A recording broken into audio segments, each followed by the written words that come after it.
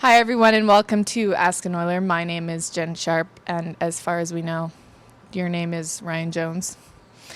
And I have to apologize for the delay in this episode because we had originally scheduled to do this in mid-January, but because of Ryan's extensive hair regimen, it's been delayed by a couple months. So you finally got it under control, and we're able to sit down now.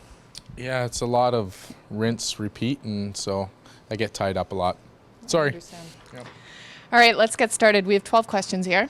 Cool. The first one is from Kyle in Edmonton, and Kyle asks, being put on waivers must have been a scary situation for you. But what was the feeling like when you found out you were picked up by another team, specifically a Canadian team in the Oilers?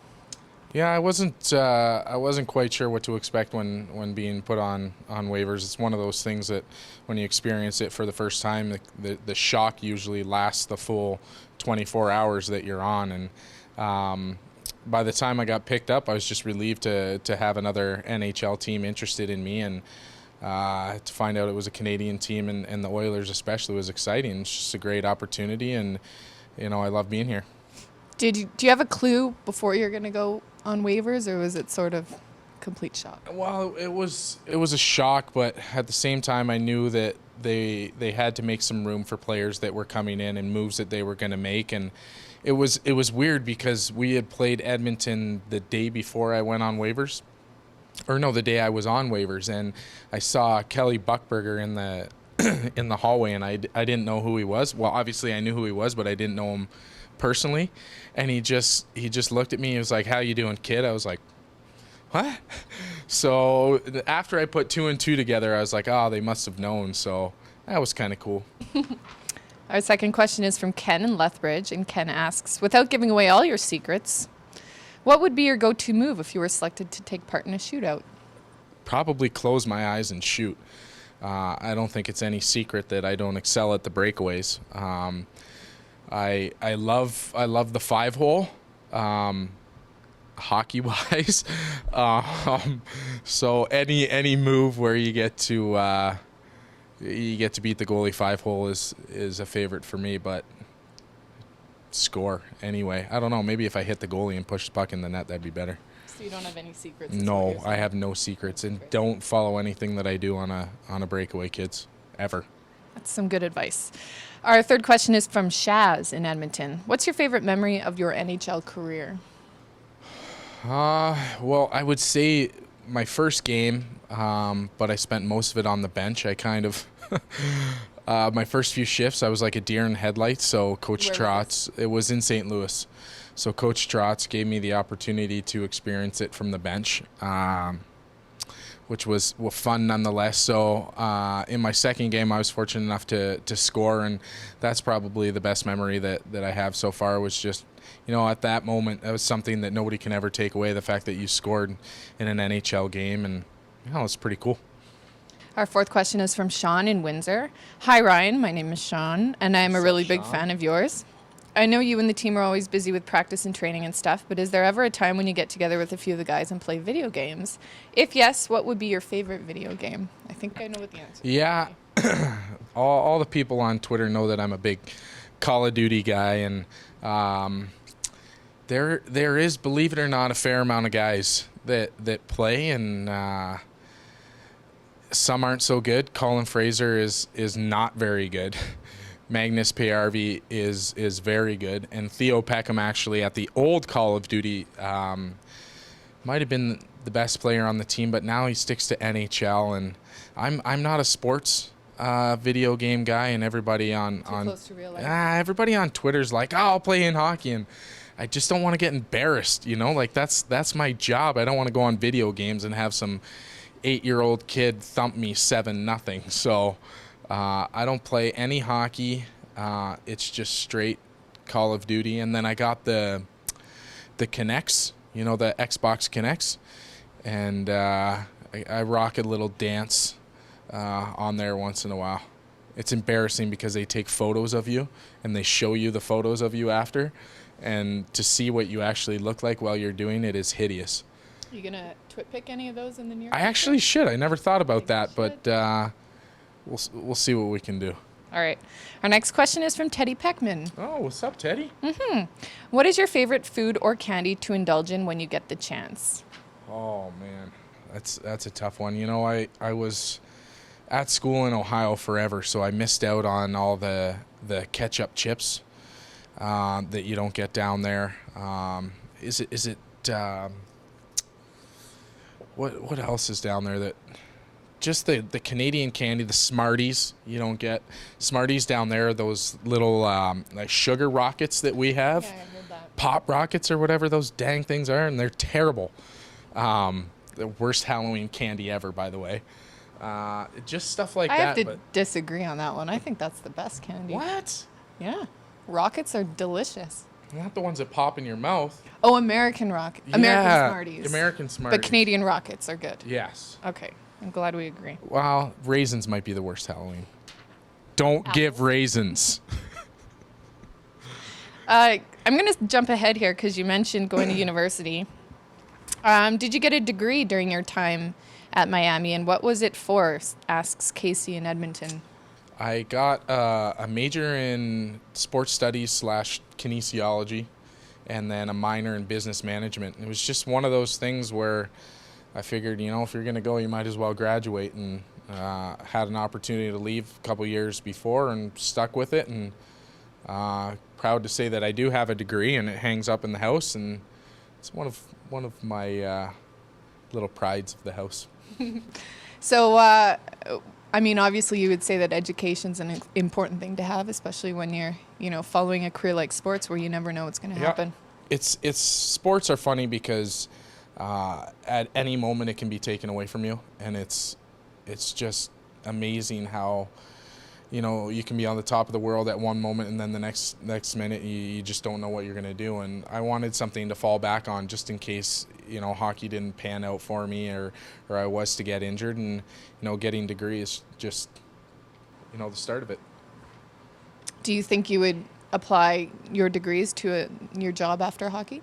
Yeah, I have no idea. I've heard all along that it's not what you know, it's who you know. So I just graduated, and after I graduated, I was like, yeah, I don't know if I want to do anything in my field. So, you know, I'd like to use my hockey connections, and ultimately, I think when I'm done, Mac and I are going to open some hunting camps and start a hunting show. So, Mac's probably going to hunt me in the long run, but we'll see what happens. It'd be a good reality show, probably. Oh, yeah, it'd be great. Twitter followers would follow that one. He doesn't even need weapons. He has his fists. You're right. Our next question's from Austin in Canmore. If you could own any car, exotic or not, what would it be? Well, I was fortunate enough when we were down in Palm Beach. Palm Beach where we got to go that you didn't? Palm Springs, I think. Palm Springs, yeah. I met somebody at the team function that was a big Ferrari collector, and he told me that the next day he was going to bring over a couple cars, and he brought over a Ferrari Enzo, which is, they only made 299 of them, and they've crashed probably 50 of them. So now there's only, if my math is correct, 249. And there it is. Can you email that to me and then we'll I can email it to you. There you go. Yeah, so I got to ride in it. I do like cars, but I also realize that they're the worst investment ever. So unless I had a ridiculous amount of money, like billions of... I like to be financially responsible. I know this isn't going to last forever, so I have to take care of myself while I can. It's very responsible of you. Our next question is from Hayden in Yorkton. What are the 3 things that you just cannot live without? My family, my dog, included in the family because I don't want to use her just as one. Hockey, and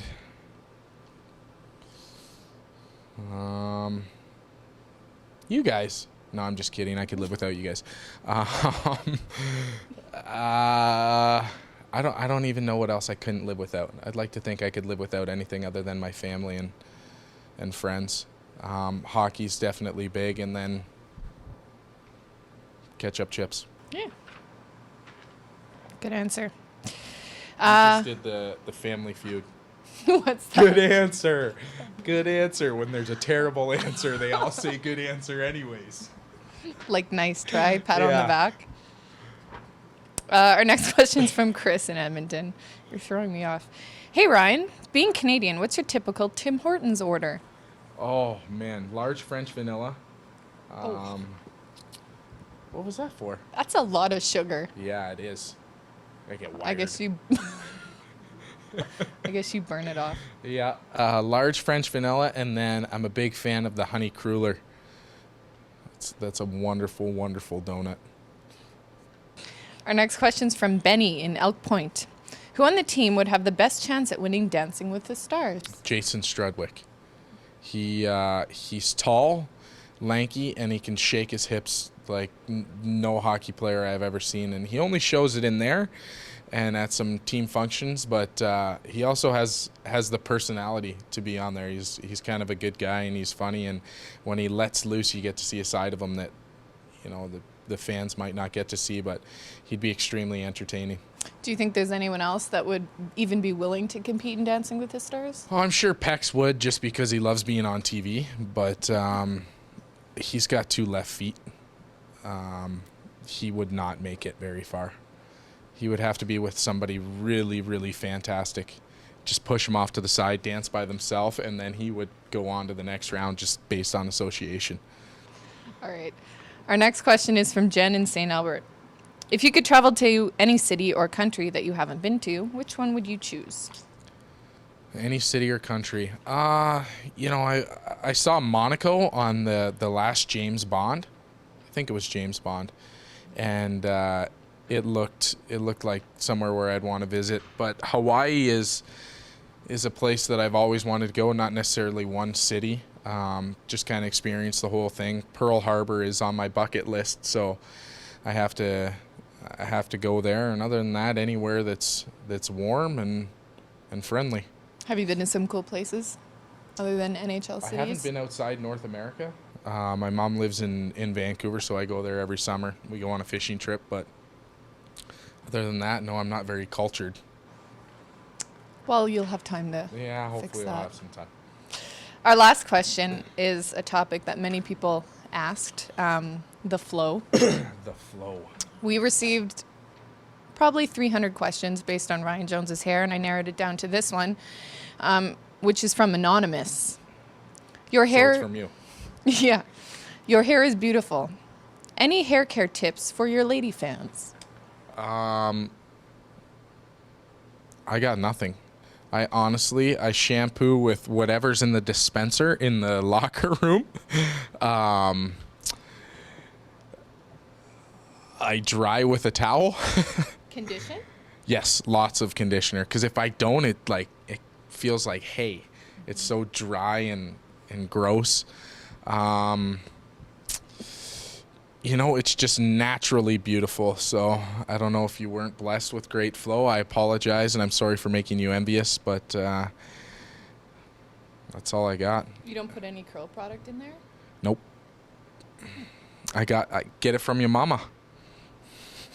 All right. Well, that's not really any decent tips for the lady fans. Well, but I don't know what to give. That's not your fault. If you have a very Yeah. simple hair care regimen, that's not your fault. And I don't have a hair endorsement yet, so I can't just plug some random company. I would love to. Hair endorsements. Speaking of plugs and not hair plugs, but let's talk about your Twitter for a second. How many followers do you have now? First of all, what's your Twitter name? Jones, like the last name, R, like the first 2 letters in my first name, and then 28. RY28. RY 28. And how many followers do you have? A little over 13,000, I think. And I understand you have a goal to hit 20,000. Yep. There's dust all on my face.